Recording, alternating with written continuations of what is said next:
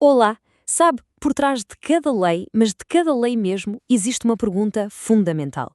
O que é que a torna justa? Hoje vamos mergulhar fundo num debate que já dura séculos.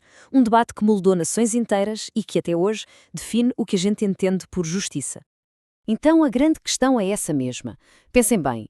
O que é que torna uma lei legítima? Será que é só porque ela está escrita num papel, porque veio de uma autoridade? Ou será que é porque ela toca em algo mais fundo, um senso de certo e errado que, no fundo, todos partilhamos? Pois é exatamente este conflito de ideias que nos leva direto para o coração de duas filosofias gigantescas, o direito natural e o direito positivo. Ok, vamos começar pela ideia mais antiga, a que veio primeiro. A ideia de que existe uma lei que está acima de todas as outras. Uma espécie de lei que vem de cima, sabe? E essa é a pura essência do direito natural. Basicamente, o que o justnaturalismo diz é o seguinte: certos direitos não são, de maneira nenhuma, invenções humanas. Eles já existem, são parte de quem nós somos, inerentes à nossa natureza. Foram descobertos, seja pela razão ou até por uma fonte divina. É como se fossem as regras invisíveis do universo, sabe? Elas valem sempre, mesmo que ninguém nunca as tenha colocado no papel. E as características dessa lei são, bem, impressionantes. Primeiro, ela se pretende universal, ou seja, vale para todo o mundo, em qualquer lugar do planeta. E mais, é imutável, não muda com o tempo, resiste a modas e governos. Mas o ponto-chave, o mais importante mesmo, é a sua superioridade. O que é que isso quer dizer? Quer dizer que se uma lei criada pelo Estado vai contra esses princípios, bem, para um justnaturalista essa lei não é só errada. Ela é, na sua essência, injusta. A ideia aqui é que a justiça, ela já existe. Ela vem antes de qualquer lei escrita. O Estado, nesse caso, não cria a justiça do nada.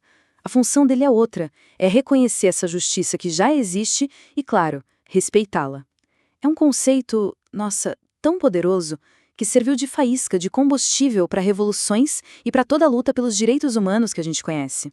Tudo bem, mas e se a única lei que realmente importa for aquela que está lá, preta no branco, escrita nos livros, hein? Essa pergunta nos leva direto para a outra ponta do espectro, a antítese completa do direito natural, o direito positivo.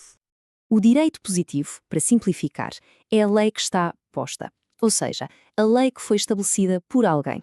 É o direito que a gente encontra nos códigos, nas leis, nas decisões dos tribunais. E aqui está o pulo do gato. Para um juspositivista, a validade de uma lei não tem nada a ver com ela ser boa ou justa. A única coisa que importa é: ela foi criada seguindo o procedimento correto, pela autoridade que podia criá-la? Se a resposta for sim, então é lei. Ponto final. E é aqui que o contraste fica gritante. O direito positivo não tem nada de universal. Pelo contrário, ele muda de país para país, de uma época para outra. A grande força dele está na clareza, na previsibilidade, tudo isso imposto pela autoridade do Estado. E a questão da moralidade. Bom, para um positivista raiz, isso aí é outra história. É uma conversa para outra hora. Parem para pensar em tudo o que organiza a nossa sociedade no dia a dia. Leis, códigos, tratados internacionais, até mesmo os costumes e as decisões dos tribunais. Tudo isso. Isso é o direito positivo em ação. É o direito que a gente pode tocar, que a gente pode ler. É a ferramenta de trabalho de advogados e juízes todos os santos dias. Então, beleza. A gente tem aqui duas visões que parecem ser água e azeite, né? De um lado, uma lei baseada na moralidade, em algo universal. Do outro, uma lei baseada na autoridade, no que está escrito. A pergunta de $1 milhão é: o que acontece quando essas duas filosofias batem de frente no mundo real? Vamos colocar os dois lado a lado, que aí fica tudo mais claro. Olhem só, a fonte do direito natural, a razão, a moralidade. A do direito positivo, a autoridade humana, o Estado. O alcance, um se diz de universal, o outro é local, territorial. A natureza, um é imutável, o outro está sempre a mudar. E o critério principal? O natural busca o que é bom, o positivo busca o que é correto ou útil. Basicamente, de um lado temos princípios, do outro, regras escritas. E a história, claro, mostra esse pêndulo a ir de um lado para o outro. Lá no século XVIII, foram as ideias do direito natural que alimentaram revoluções, que derrubaram reis. Mas aí, com o surgimento do Estado moderno, o jogo virou. O positivismo tomou conta, porque parecia mais prático, mais científico, mais sério. Isso durou um bom tempo, até que o século XX chegou e colocou essa certeza à prova, da forma mais brutal possível. E é aqui que a gente chega a uma verdade, assim, bem desconfortável.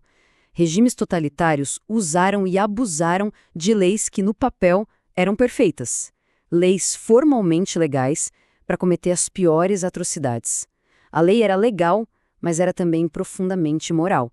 E isso, claro, gerou uma crise gigantesca no pensamento jurídico. Uma crise que forçou todo mundo a fazer uma pergunta inevitável. Afinal, a lei pode ser completamente cega à moralidade? Só que a resposta para essa crise, curiosamente, não foi a vitória de um lado sobre o outro. Não foi o direito natural venceu. Nada disso. O que aconteceu foi o começo de uma síntese, a percepção de que, talvez, essas duas forças não sejam tão opostas assim, que talvez uma precise da outra para existir de verdade. E há uma ótima maneira de visualizar essa relação. Pensem numa pirâmide. Lá na base, bem larga, bem sólida, a gente tem os princípios do direito natural. Coisas como dignidade, liberdade, justiça. E lá no topo, bem no pico, mais específico e visível, está o direito positivo, que são as leis que a gente aplica no dia a dia. A grande sacada é: o topo só fica em pé por causa da base. Sem a base moral, o topo desmorona. Mas então, como é que um ideal super abstrato, tipo liberdade, vira uma lei de verdade, uma lei concreta? Bom, é uma jornada, um processo. Primeiro, aquele princípio é reconhecido como um valor fundamental. Depois, ele passa a servir como uma bússola moral para quem faz as leis. E aí, por fim, ele é formalizado, escrito num texto legal. É nesse exato momento que o ideal se transforma numa regra com força de lei. Hoje em dia, a grande maioria dos sistemas jurídicos do mundo vive exatamente nessa área cinzenta, nessa zona de encontro. O direito natural serve para inspirar e também para limitar o direito positivo, funcionando como a tal bússola moral. E, em troca, o direito positivo é o que dá força, o que dá concretude àqueles ideais do direito natural. No fim das contas, um precisa do outro, é uma via de mão dupla. Então tá, depois desta viagem toda, onde é que esse debate gigantesco nos deixa hoje? A resposta é que chegamos a uma visão bem mais unificada do que é o direito. A visão moderna é que o direito é, no fundo, uma coisa só. Ele é uno. É uma criação puramente humana, que é moldada por duas forças ao mesmo tempo. Por um lado, a nossa busca natural, quase instintiva, por justiça, e por outro, a nossa necessidade bem prática de ter regras claras para conseguir viver em sociedade. Sendo assim, a grande lição aqui não é escolher um lado. A questão não é ser equipa jus-naturalismo ou equipa jus-positivismo. O mais importante é reconhecer que um direito saudável, um direito que funciona, vive exatamente na tensão entre os dois. É como um diálogo que nunca acaba. Um diálogo entre os nossos ideais mais nobres e as necessidades mais práticas da nossa sociedade. E isso deixa-nos com uma reflexão final. Se o direito é, no fim das contas, uma ferramenta que nós mesmos criamos, a responsabilidade é enorme, não é?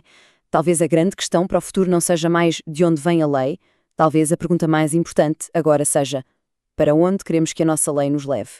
E é com essa pergunta no ar que encerramos esta análise.